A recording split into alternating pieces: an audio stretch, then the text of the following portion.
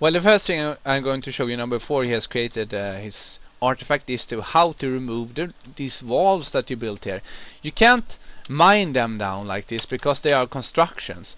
You have to remove constructions, and you do that by pressing N here, as you can see, and then just doing like that. And now all the dwarves, including children, can actually remove these walls. And as you can see, they are flashing C here to be removed. And as new migrants arrive, don't forget to give them the empty rooms or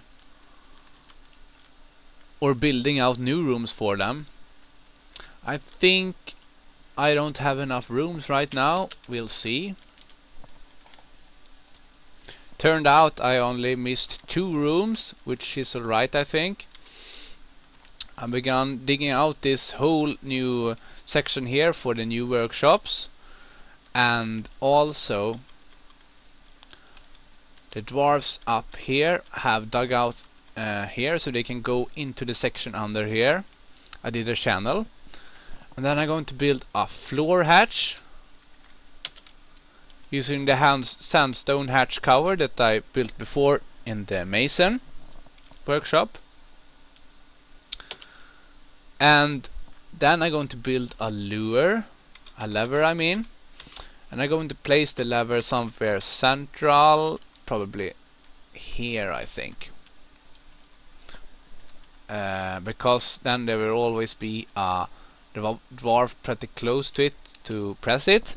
And just like it's in the same section as the traps, which is capital T, a lever.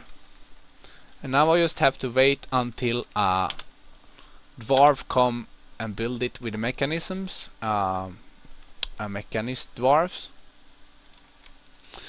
And as you can see here, he has created his artifact, which is a grate made of water buffalo bones. A grate is kind of like the bars in the jail, you know, you can't pass through. Water can pass through it, and also light can pass through it, but nothing else, except for, I think, when the water is flowing really strong, or when you meet a animal or monster with a building destruction tag.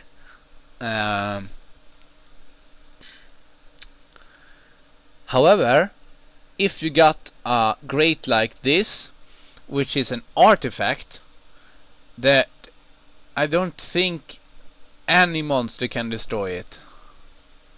Perhaps it could be destroyed if dropped into magma and destroyed by high temperature through being smelted, but I don't think any monster can destroy it. And if you want more information on the artifacts, because some of them actually got some something written on them and something engraved on them and whatnot, you can press L. This will only appear when you have got at least one artifact. And usually there's a list of artifacts here if you got several, but I only have one, which means I can only look at this one.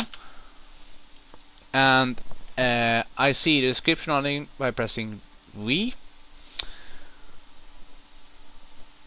And the only thing worth mentioning on it, it seems, is that it is of buffalo bone, and it is of the highest quality. In the older versions, virtually all the artifacts had, it was menacing with spikes, which meant that menacing with spikes was not really something worth mentioning on them, I guess.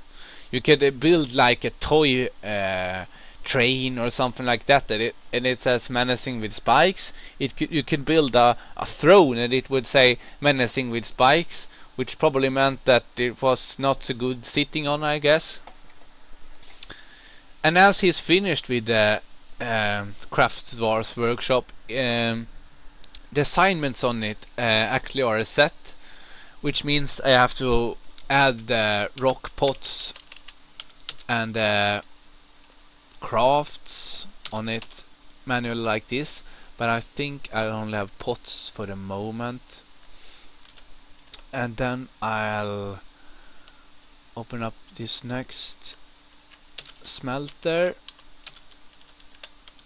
like this, and I'll probably soon give more orders on armors. Some more. No, I'll wait for the mechanisms later on, I think. And now the lever has been constructed and the floor hatch has been constructed. Now I have to link the lever to the hatch, so that when I pull the hatch, pull the lever, the hatch will open or close. And I do that by pressing Q, and then by being above the lever, I press Add New Task and link to hatch, I think, H. Yes, and it automatically gets me to the hatch. If there were to be several hatches here, I would actually have to press plus or minus to go between them, not just moving about with the arrow keys. And then I press enter to assign it, and I don't think it matters which mechanisms I could use, but I'm used the expensive ones anyway, just because I want to. And when they have linked them, as you can see, they are going to link them right now.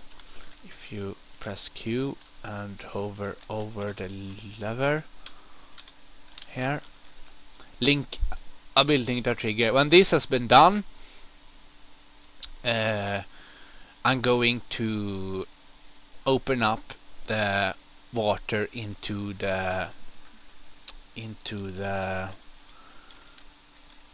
my water area here. And I got some engravers now, which I'm going to start training. And engravers are the ones with the skill here, the one here. And as you can see, they have virtually no skill at all right now. And to increase their skill, I'm going to smooth all the stones here. The actual value of smoothing a stone is only that it can be used later on for engravements and stuff like that. The problem with smoothing stones is that constructed walls and stuff like that can't be smoothed, which is pretty annoying, I think. And that's also one of the reasons you can't build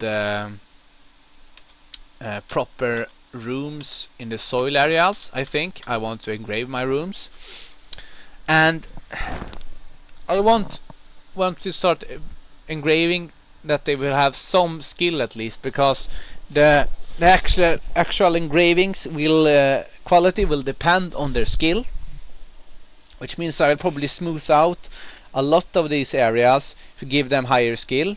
I got 3 engravers before I actually start engraving the areas.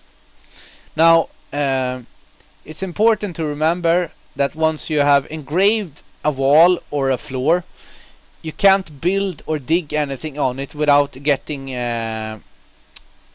some kind of, I think, breaking some kind of law, or making the dwarf angry that has engraved that site.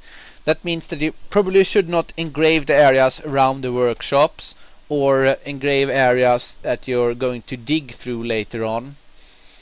If I were, for example, to have a vein here in the dining hall, or what will be a dining hall, a vein here with hematite or magnetite, which I wanted to use later on, I should not engrave over the walls here, so they can't reach it.